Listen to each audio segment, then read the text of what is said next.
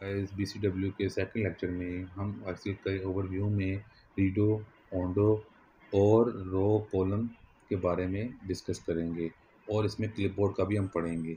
अब ये तो एक सिंपल तरीके से मैंने ओपन किया, window or run command open करता हूँ, विंडो प्लस आर की तो ये रन कमांड ओपन हो जाएगा।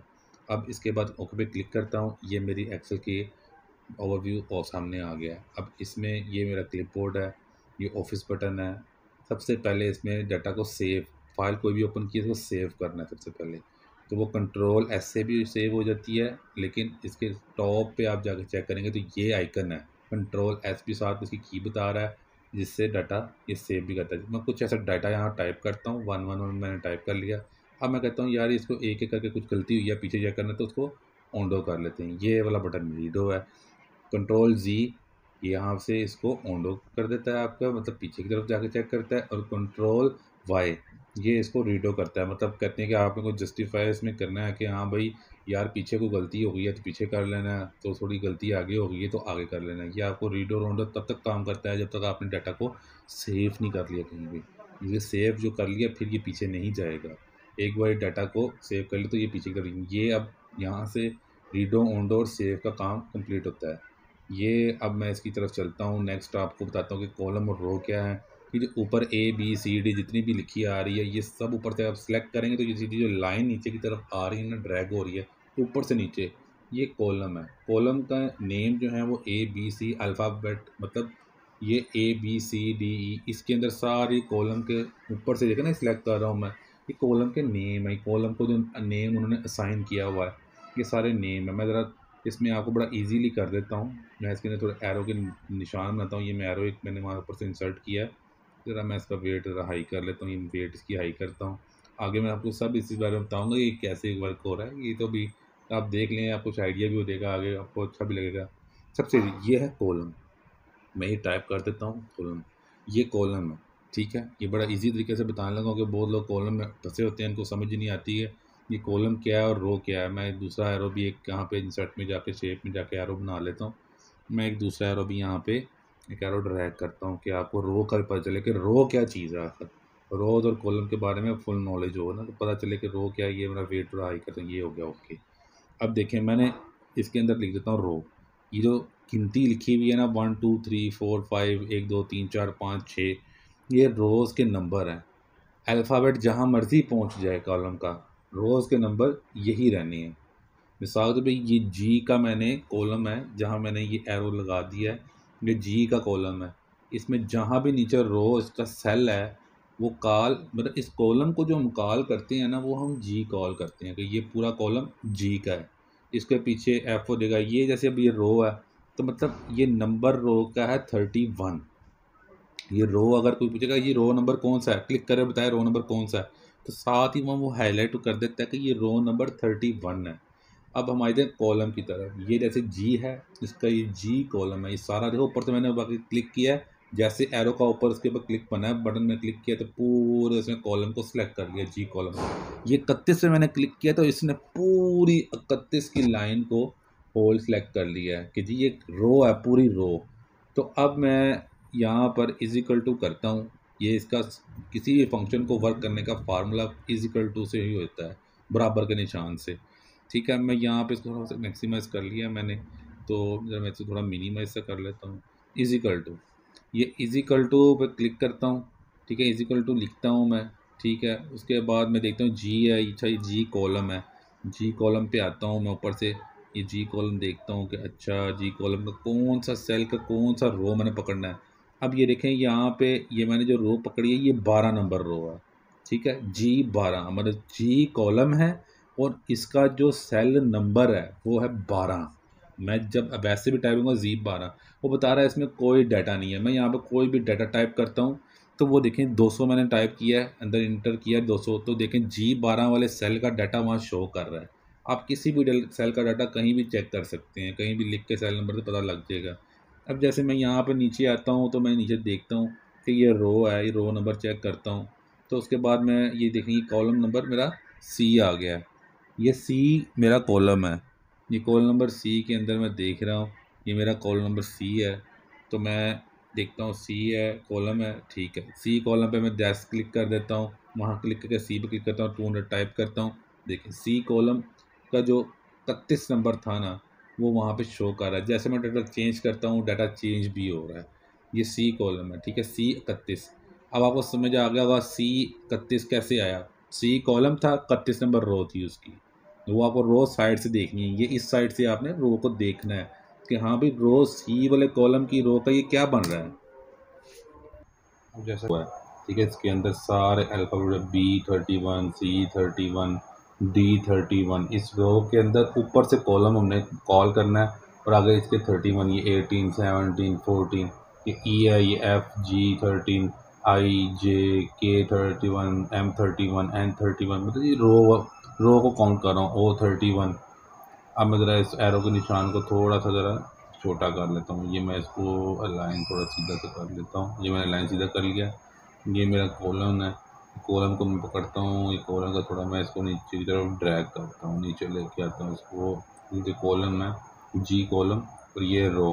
अब यहाँ पे कॉलम और रो मैं बताता हूँ किस तरह। ये कॉलम है, अब मैं थोड़ा सा क्लोज कर लेता हूँ, ये ईजी है, ये जिनको पता है उनकी तो नहीं है। ये मैं ज़रा यहाँ से रोज डिलीट करता हूँ, ये ऊपर आ गया।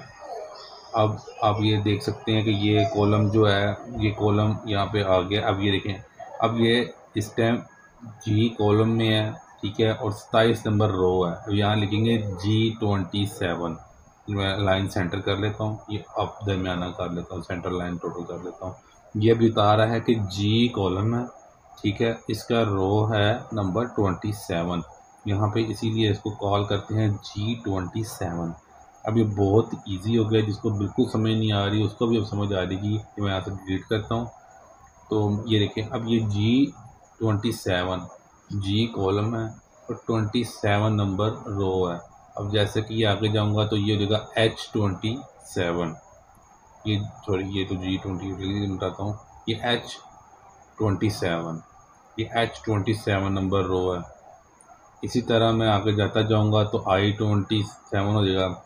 अब मैं नीचे आता हूँ तो ये 27 नंबर रो से निकल के H28 नंबर रो में आ जाता है। इधर ये इधर मैं क्लिक कर लेता हूँ, ये H28। अब देखें ऊपर क्या था, G, ऊपर साथ में H27, फिर नीचे जैसे ही आए तो रो बदल गई। अब H28 है, और ये अब देखें, अब ऊपर कॉलम में जी, रो नंबर है 28, तो अब ये हो गया G28। अब इस सेल को जो कॉल करते हैं, सेल का जो नंबर बनता है कंप्यूटर के लिहाज से, वो बनता है G28। आपने इसके अंदर स्टोर कोई भी डाटा को चेक करना है तो आपने कहीं भी लिखे G28 लिखना है, तो वो G28 नंबर सेल का डाटा आपको प्रोवाइड कर देगा। ये देखिए कॉलम है, ये रो है, जहाँ पे दोनों क्रॉस कर रहे हैं उस जगह का ये तीर का निशान बनाया, बताया भी है कि G28। ये अब ये आपको कॉलम और रो का बता दिए। कहीं भी आपने मतलब M का 31 नंबर, ये M का पूरा क्रॉस, ये बीच में ये चीज़ें। अब आपको ये सवाल है कि अब M का, ये अब आपको इजी कर दिया, मैंने क्लू भी दिया है। ये अब बताएं M का ये जो आगे रो है जो मैंने क्रॉस की हुई है, ये बताएं M की कौन सी रो बनती है, इसको क्या कॉल करेंगे, क्या कहते हैं। तब थोड़ा सा आप इसके बारे में सोचें। आपको ये जैसे ये चीज़ बने आपको पता चलना चाहिए कि अब ये कौन सा कॉलम है और इसकी कौन सी रो है जो यहाँ पे कॉल कर रही है, ठीक है। ये एक्स के एक्सिस जो हैं ये आपको पता होने चाहिए। जैसे इन दो एरोज़ को इसके पास ले जाता हूँ आपकी आसानी के लिए, पता तो चल जाता है कि ये मैं क्या कह रहा हूँ, ये कौन सा रो है, ये कौन सा कॉलम है।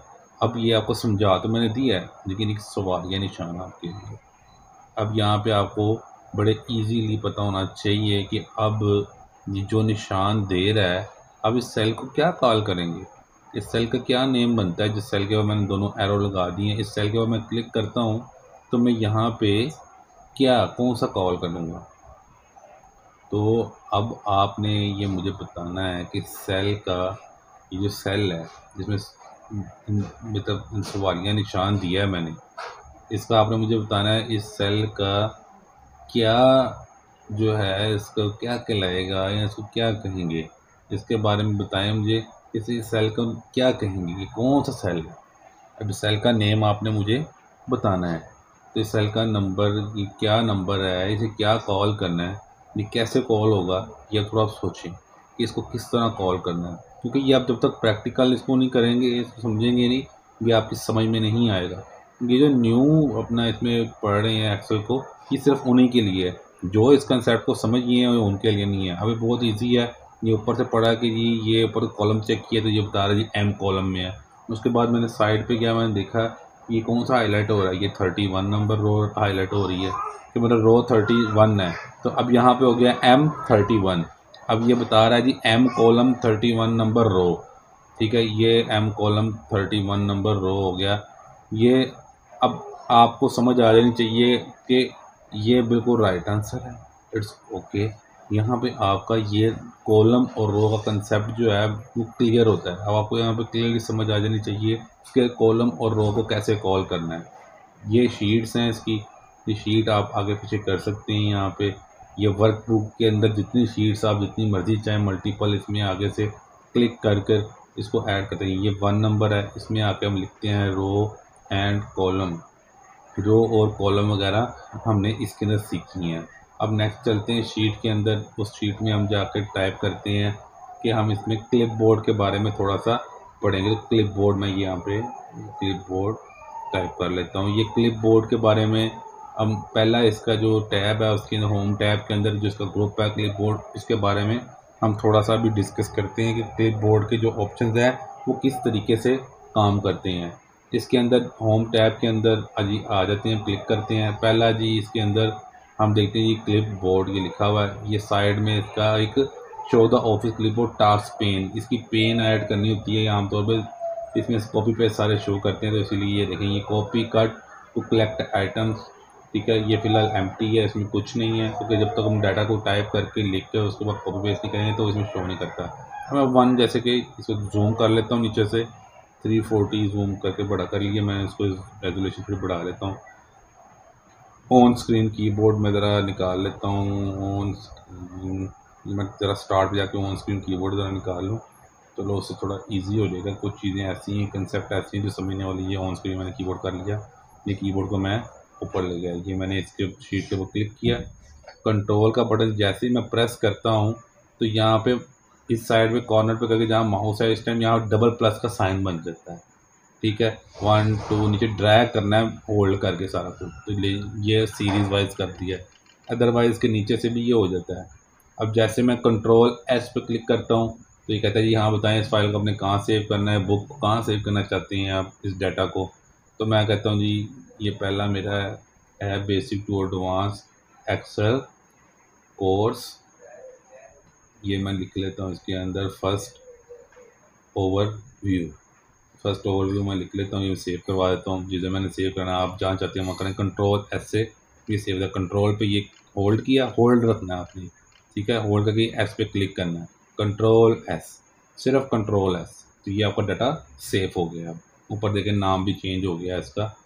अब कंट्रोल एक्स ये है कट, ये कट की है, जो भी चीज़ आप कट करके कहीं और ले जाना चाहते हैं तो इसकी की है कंट्रोल एक्स। तो कंट्रोल वी से ये पेस्ट हो जाता है डाटा जो आपने कट किया हुआ है, आपका कट किया हुआ डाटा इसे हो जाता है। ये ऊपर भी ऑप्शन दिए हुए हैं कि कैसे कट वगैरह करना है, वो भी साथ में है कि किस तरीके से कट किया जा सकता है। ये यहाँ से कट किया, मैं दोबारा आता हूँ, ये पेस्ट का ऑप्शन है यहाँ पर नज़र आ रहा है, नए वाले में भी ऐसे ही है, ये पेस्ट हो गया। ये कुछ कंसेप्ट सेम है आखिर तक। ये कॉपी का है, कंट्रोल सी से कॉपी होता है, कंट्रोल वी से पेस्ट होता है, कंट्रोल वी किया और ये देखें आपके सामने स्क्रीन के ऊपर ये पेस्ट हो गया। ये इसके कॉपी पेस्ट के हैं। ये कॉपी पेस्ट किस तरीके से करता है, कंट्रोल सी से कॉपी, कंट्रोल वी से पेस्ट। ये मैंने कॉपी किया, ठीक है, ये मैंने पेस्ट कर दिया। देखिए जहाँ पे आपने सेल पे क्लिक कर किया है वहाँ ये पेस्ट करेगा कि कंट्रोल एस किया तो ये डाटा सेव होने के बाद कॉपी का काम ख़त्म हो गया। अब ये मैं आता हूँ इस पूरे को सिलेक्ट करता हूँ, ये मैं यहाँ से आके इसके कलर ज़रा चेंज कर लेता हूँ, मैं थोड़ा सा आपको फॉर्मेट पेंट का बताना चाहता हूँ।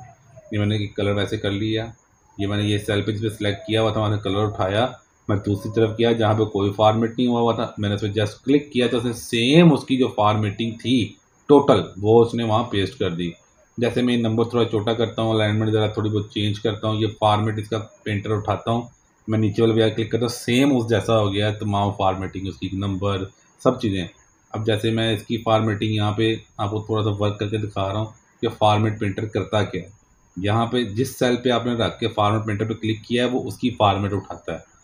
अब जैसा कि मैं जाता हूँ इधर इसके ऊपर, यहाँ से आके मैं ज़रा क्लिक करता हूँ, ये क्लिपबोर्ड है, ये क्लिपबोर्ड के अंदर आगे मैं इसकी ये पेन है, इस पेन पे क्लिक कर देता हूँ, ये पेन पे सब कुछ चीज़ें वगैरह आ जाती हैं। मैं इसको नीचे मिनिमाइज़ कर देता हूँ। यहाँ पे फॉर्मेटिंग का बस इतना ही था, तो बाकी हम इसमें नेक्स्ट में करेंगे। मेरे चैनल को लाइक करें, सब्सक्राइब करें, शेयर करें।